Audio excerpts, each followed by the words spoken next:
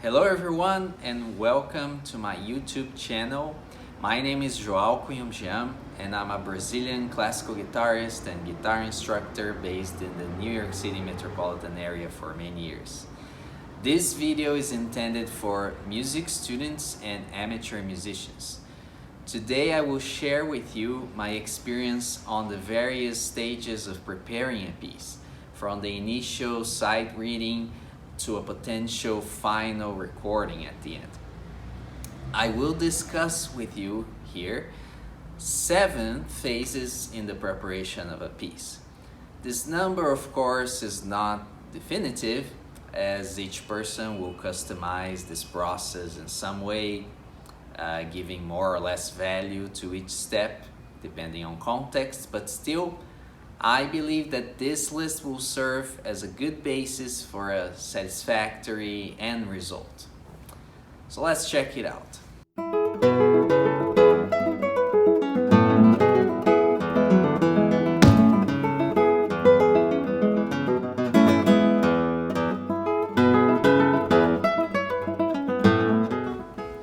The first stage is, of course, the initial sight reading I just mentioned above. So this is the phase that you're just your first encounter with the piece. So you're gonna read the notes, you're gonna read the rhythm. It's all gonna be very slow, very under tempo, with subdivisions, without any details, important details I should add, like dynamics or phrasing, which of course must be considered, but at another stage of the preparation of the piece, at a later stage. Alright, so phase 2 of your studies, of studying, getting your piece ready. What do you do? Well, we always experience that from time to time. We have this little part that won't go, that is unresolved, that is breaking your flow. Maybe it's a measure, maybe it's 2, maybe it's an entire line or section. So this phase is dedicated to resolve technical problems, difficult passages. So you may know what to do. You isolate that passage and you see what's going on. Maybe it's a fingering on the left hand, maybe it's a fingering on the right hand. Maybe you're not thinking the phrase correctly. Whatever it is, find it out, repeat a couple times, and then you should be good to go when you reinsert it back into context. If it's flowing again, then you're good to go to phase 3. Now, the third step I like to approach, I like to number out, is the musicality / creativity. So in this phase of your study, you're gonna go to the intellectual properties of the piece, so to speak. So you're gonna study the piece, structurally speaking. You're gonna pay attention to the phrasing, you're gonna pay attention to the articulation, dynamics, you're gonna experiment with tempo, etc. So it's essentially bringing the piece to life, exploring its full expressive power. And in this stage, around the third step, you should be memorizing passively. I like to think so. It's not something you actively go for. This stage will be all about memorizing. At this point, it should be a byproduct of spending time with the piece. So maybe you're not gonna be able to do it, and memorization will have to be forced out later on, but at this stage it should be happening in some level. The fourth phase would be cleaning up. So you are playing with the phrasing, you of course have your notes, have your rhythms down. So what do? Well, you always have this note or that note that buzzes, that it's unclean, and that you keep messing up. So this is the phase where you're gonna get rid of imperfections. How do you do that? How do you bring your piece to that next level? You must study subdivided. So let's say your piece is simple meter 4/4 time signature. So instead of playing bum bum bum bum bum bum bum, you're gonna play the same, but you're gonna count 1 and the 2 and the 3 and the 4 and the, it's gonna be bum bum bum bum bum bum bum. So there's a huge impact on also how precise your rhythm is going to be. And rhythm, some people even say that rhythm is even more important than the notes. You can play wrong notes, but don't screw up the rhythm. Many musicians I heard saying that for many times in many different countries. So there's a good lesson for you. Stage 5, cleaning up again. But this time, I didn't mention earlier, when you study subdivided, when I was clapping, you could do that with the aid of the metronome. And you should do it, I highly recommend. And in this stage, the stage right after, you get rid of the metronome. So the subdivision has to be embedded in you, ingrained in you. So there's a chance now for you to bring back the tempo. So you're gonna play at the right speed, at the speed that is aesthetically correct, but without the metronome. You are gonna be your own metronome. 6, so everything is ready and you're getting prepared. Let's say you're getting prepared for a concert at the end of a semester or at the end of the school year, or you just want to play for your friends because you really thought that everything, all those earlier steps were checked. So what do you do? What is the best way to prepare a piece for a concert situation?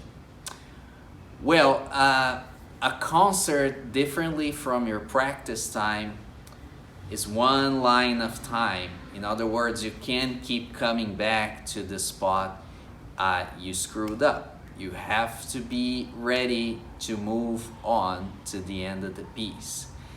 And if you play a wrong note, if the rhythm wasn't quite right, or if you play with the wrong finger, don't do a face. Don't make unnecessary exclamations.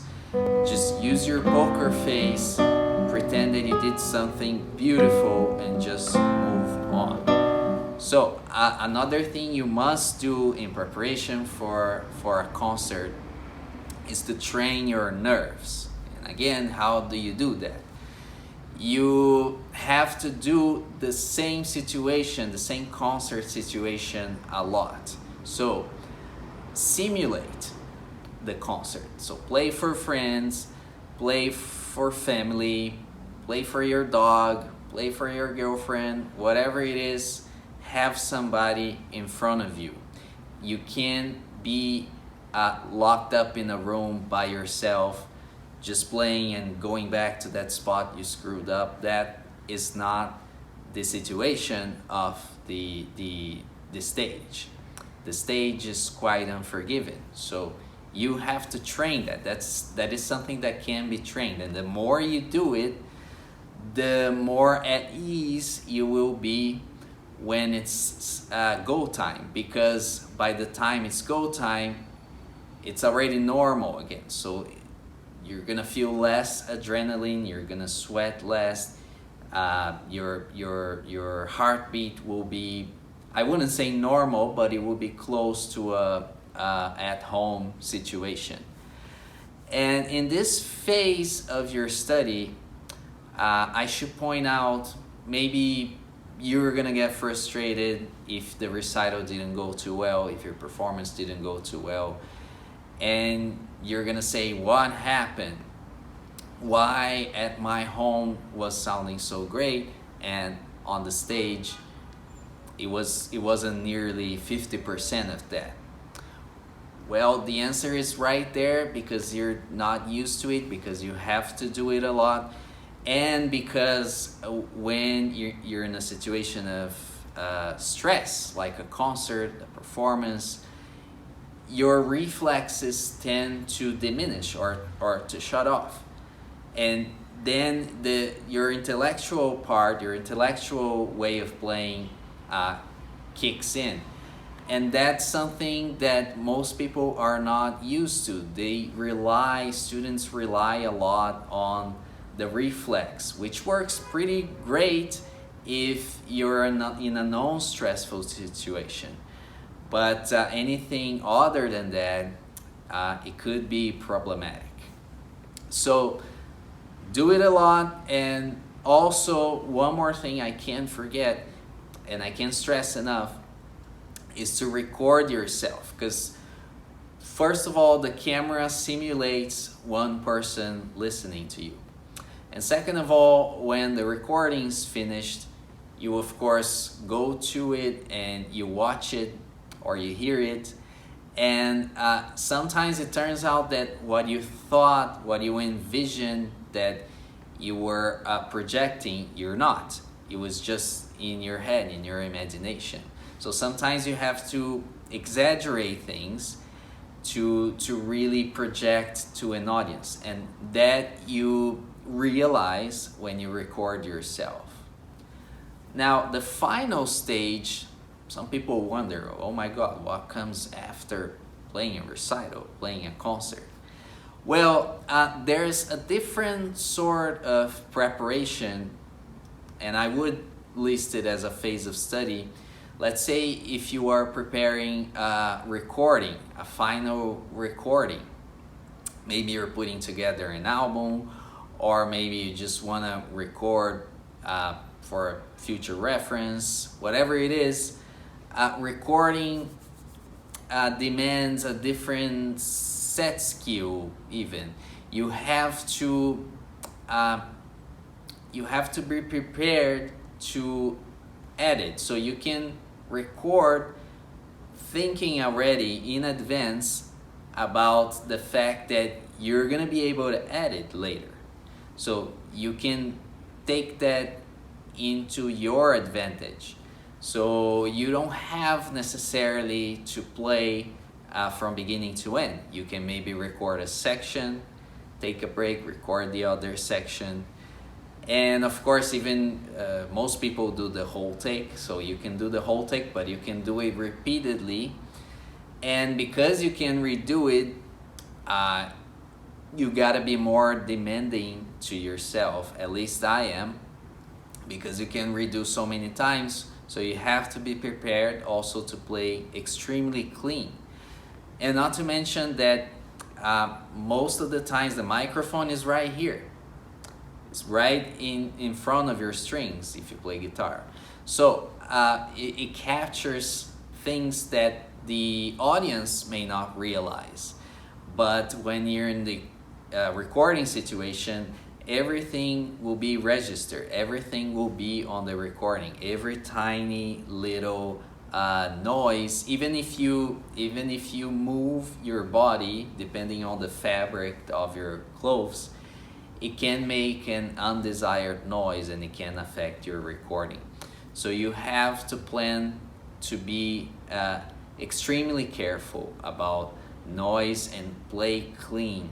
And also recording, of course, you can join the parts, you can do your Frankenstein take, where you take a part from this take 1 and then section 2 comes from take 4 or whatever, but you cannot edit your emotion, your inspiration.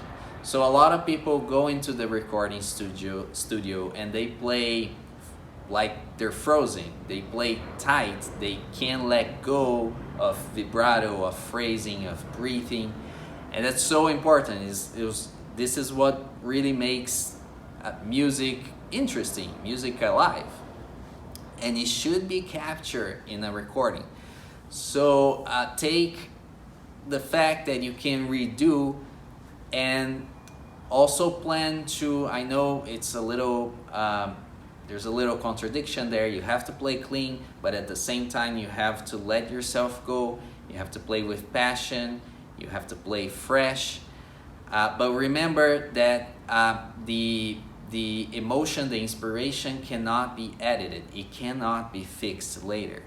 So somehow you gotta make that happen on the studio. So have a good meal, make sure you're very comfortable in the recording studio, make sure your surroundings are the way you like it, so you can expand and make a beautiful recording. And one more thing, you gotta know exactly what you want.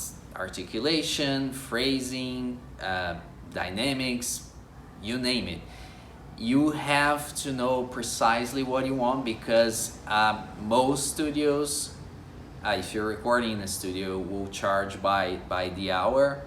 And also, even beyond that, you don't want to be confused in the recording studio. The recording studio is the place you go to just play, just fix whatever technical problems you had by means of editing. And that's it. That's not the place for you to think, well, maybe this way of phrasing, maybe the phrase ends here, maybe the phrasing ends there, maybe I'm gonna do a piano here, maybe I'm gonna do a forte there. It doesn't quite work, because we need time to adapt and to digest information and to mature the piece. So if you're doing that sort of alteration in the studio, it may not come through as a natural and expressive and a recording that is your own. It will sound like you were just practicing on the recording studio. All right, so those were the 7 tips I like to give you, that outline of how to prepare a piece from the earlier stages of just reading notes all the way down to recording or playing a recital. And I hope it was helpful. If you enjoyed the video, please like it, share it. If you have questions, if you agree, if you disagree, make sure that your thoughts are in the comments. And I hope to see you next time. It's always a pleasure to share a little bit of my experience with all of you. And I'll see you next time. Thank you very much.